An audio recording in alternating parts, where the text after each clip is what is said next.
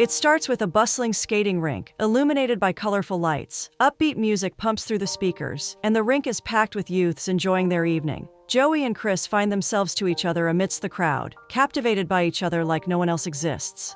They continue to ogle each other until Chris makes the first move by leaving so Joey can trail after her. They find privacy in a free restroom, lock the door, and then begin to passionately explore themselves. Suddenly there's a knock on the door, but it doesn't faze them. Outside, there's a line of people waiting to use the restroom. One of them listens close enough to hear moaning and can't believe the restroom is being occupied for a quickie. Her bladder comes first, so she kicks the door open and reveals the perpetrators, Chris and Joey, who she happens to know and is surprised to see back together. It's graduation season, and an excited Chris spots and runs over to Joey, congratulating him and asking where they should celebrate. He gestures at his parents' presence, and she apologizes for not noticing them. Chris's relatives come over and are just as eccentric, the opposite of Joey's reserved parents. After graduation, Joey moves into his own apartment with Chris. She adds her own touch to the place. Girly and cute, but not really Joey's style. He believes belongings and people should serve a purpose. Chris counters that cute things do serve a purpose, and that's beauty. He can't argue with that and decides to let it be. The next day comes, and Chris helps Joey prepare for work. Quick on their feet, so he meets up as he wakes up a bit late. By evening, Joey is in the kitchen, preparing dinner. He gets a text from his girl, informing him that she'll be home late because she's needed on the show for the night. He thought she was part of the backstage crew, but she relays that there were some changes, and she'll try to be home as soon as possible. Joey goes back to cooking, while Chris is getting adored for coming through for the show. Joey sets up a romantic dinner for two, then calls Chris but can't reach her. Chris is caught up in a speech. She thanks the absence of the lead because it gave her a chance to have the spotlight. She eventually gets time to herself and checks her cycle tracker app on her phone, which that reads, she's currently 14 weeks pregnant. She gets home quite late and finds Joey asleep at the dinner table. She starts apologizing earnestly, elucidating how the lead had an emergency, and she had to step in. She tries to enjoy the meal Joey has prepared, but Joey is broody, excusing himself to get some proper rest. Guilt-driven, Chris tries to get him to sit, so she's not eating alone, then offers to put the whole meal away to join her man in bed. They have a back and forth, and dinner is ruined when it's spilled on the floor. Chris retires to bed upset, but Joey still needs her to keep to some rules, like no shoes in the bedroom, and the bathroom lights turned off when not in use. She obliges grumpily, and Joey voices that he's only trying to make her understand that agreeing to last-minute arrangement can become a problem. Chris replies that she does understand, but he knows she's been looking forward to playing a lead in a big production. It was a tempting opportunity, and she's apologized for the inconvenience. Joey is mostly upset because it's their anniversary gone to waste, but he's happy she did something fulfilling with her day. They both apologize to themselves, and the bad blood is put behind them. Chris sees an email addressed to Joey, an offer letter for a civil engineering position in Germany. It's news to her and she confronts Joey about it, wanting to know for how long he'll be gone. At the office, Joey's boss brings up the Germany offer. Joey is yet to confirm the offer, and the boss tells him not to waste so much time, as the opportunity is once in a lifetime. Joey's co-worker and friend, Jans, notices Joey doesn't look too happy, and he opens up about Chris and how she would take the news. Jans infers that Chris would understand and be happy for him if she truly loved him, and he also has to think about the stepping stone the opportunity provides. The pregnancy starts to take toll on Chris during warm-out sessions at rehearsals. Janj, her instructor and friend, guesses that Chris is pregnant, but she denies it. Chris eventually opens up about it, weary about the situation, because of her dreams and aspirations. Janj asks if that's why Joey turned down the Germany job. Joey still doesn't know about the pregnancy, and Chris doesn't want him making rash decisions, like turning down a good offer. She confirms with a pregnancy test, and Janj affirms that it's not the end of the world. Her career might go on hold for about a year, but Joey would make a good father. Joey and Chris are having breakfast, and Joey notices Chris's mind is miles away. He asks her to share, but before she can, he remembers he has a 9 a.m. shift and has to get going. He hurries out with Chris still bottled in. Chris is on set when she starts to feel contractions. She ends up in the hospital, and the pregnancy is lost. Joey grieves with a numb Chris. Things don't get better with Chris first going into a state of depression, and then distancing herself from Joey. They become strangers living in the same house with Joey constantly trying to make amendments. He even gets her flowers that she trashes, and whenever he tries to talk to her, she walks or blocks him out, seemingly ready to make the silent treatment long-term. On a fateful day, Joey comes home with flowers but finds the house void of both Chris's presence and her belongings. Oh no, they were a cute couple.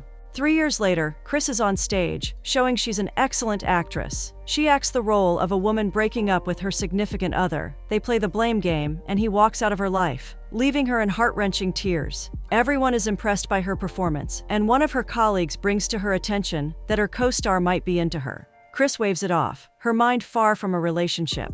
Joey has also leveled up. He's a boss with his own secretary and his own office in the company. The secretary welcomes him back in a way that depicts he did go to Germany after all. His dating life is stale, with no tangible progress, even with the help of a dating app. He says to his secretary that his so-called matches are always so boring. She urges him not to give up as his soulmate might be around the corner. He checks the app and sees it matches him to her. The atmosphere changes, and awkwardness sets in. Jans shows up then, giving the secretary room to escape.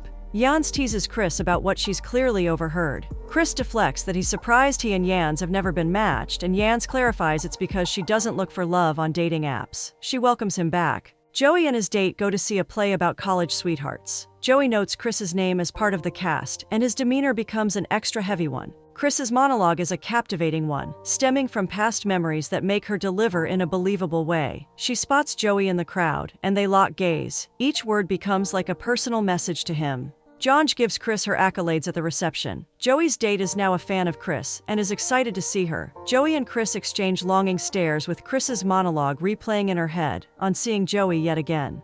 It's interrupted by Chris's co-star's presence. He congratulates her, hands her flowers, and plants a kiss on her cheek. Joey's date takes a picture with Chris, commenting on how beautiful she is. Poor girl doesn't know what she's gotten herself into. Chris is in the auditorium, working on some new scripts and having flashbacks of the reception. Jed, her co-star, offers they go out for dinner, but Chris prefers to stay in and work. The idea is to have her solitude. So Jed proposes that he can at least wait to drive her home. She doesn't want that either, so he lets her be. Back at Joey's place, there's a lack of affection from Joey towards his date. He doesn't like her wearing his clothes or using his toothbrush. Joey is on site. His secretary, Vivian, comes to tease his obsession with the dating app, remarking that he's starting to treat it like online shopping. Vivian affirms that the hearsays were right. He became different after he broke up with his ex and left for Germany. Her basis for this claim is the fact that she's his secretary and is in charge of setting up his countless dates. He's gone from lover boy to a and Vivian can tell he has his eyes out for Yana aka Jans. Joey gets a text from his friend, Noel, that it's Janji's aka Janji's birthday, and he should come out for some drinks. This brings more context to the skating rink scene. After their interrupted makeout session, they sit at a table, and Chris can't pinpoint what came over her. Joey expresses it's fine, as he's known Chris to be very emotional and impulsive. For Chris, such behavior was cute 3 years ago, but now it's just immature. Joey doesn't want her to be too hard on herself, as he believes everyone is immature, with people learning to manage it better, with time. The movie takes us back in time to Chris's school days. Her boyfriend Carlos broke up with her and drove off, leaving her drunk and a victim of untimely rain. While hopeless, wet, and crying, Joey came with an umbrella, and it was an instant pull between them. They took shelter at a bus stop for a while, and Chris vented about her heartbreak. Joey assured her she would move on and be fine. They introduced themselves, and Chris made fun of Joey's Pikachu print umbrella. This explains the Pikachu toothbrush holder Chris got for their apartment after college. It's fun recalling the past. No enmity between the two former lovers. Chris notes that Joey has loosened up and thanks him for their reignited but brief passion. She, however, has to be up and early the following day for work. The birthday girl and Noel meet them. Noel takes a couple of consented pictures of Chris and Joey before Chris insists that she has to get going. Before she goes, she unblocks Joey on social media and notifies him. They both agree that they're now friends.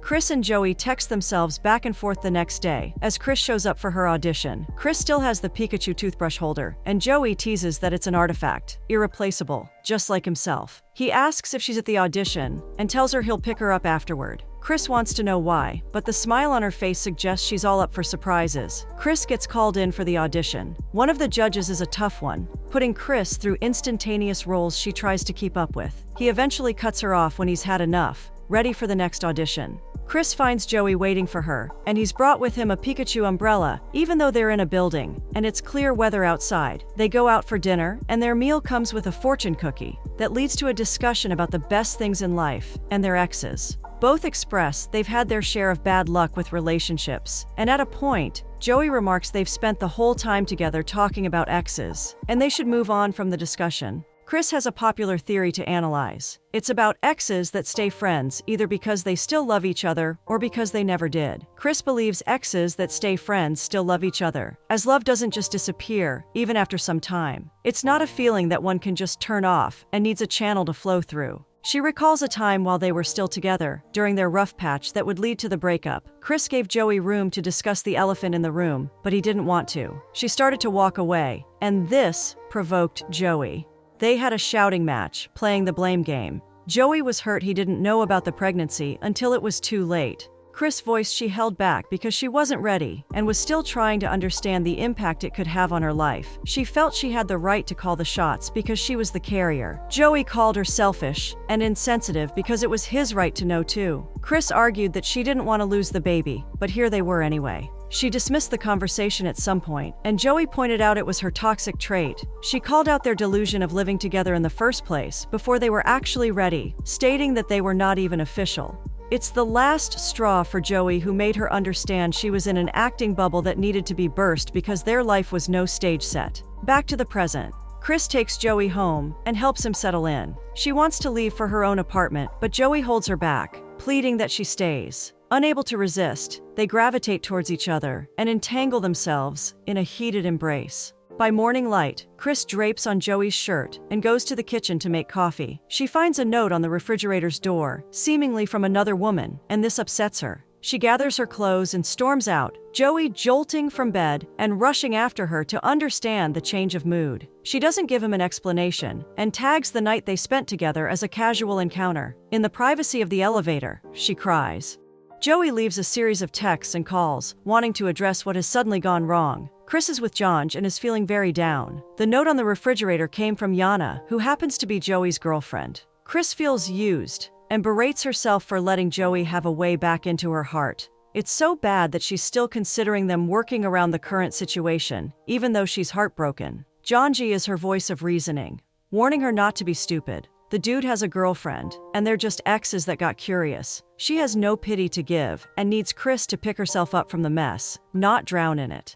The girls are drunk. Chris is still sobbing when Joey finds her at Jonj's apartment. He knocks and pleads for Chris's attention, but she remains safe in the apartment. Jonj's analysis is that the ex-lovers don't have a clear direction. Chris could just be feeling guilty about how she left, and their emotions could be stemming from unfinished business. Joey leaves after Chris fails to answer the door. The next day is Chris's birthday, and Jonji lets her family in to celebrate. Chris's sister has observed Chris's absence from social media for several days, but decides not to bombard the birthday girl with questions. She and Chris's mom came with a cake to celebrate. Chris sees that Joey and Yana are an official couple according to Facebook. Joey posted a picture of them together and tagged them as in a relationship. This makes Chris's stomach turn, but she manages to put her phone away and put the show and her colleagues back at the forefront of her mind. Jed leads another birthday celebration for Chris. Afterward, Jonj needs her friend's support in a photo exhibit she's having. Chris is still thinking about Joey, stating she's not sure how to explain herself to him.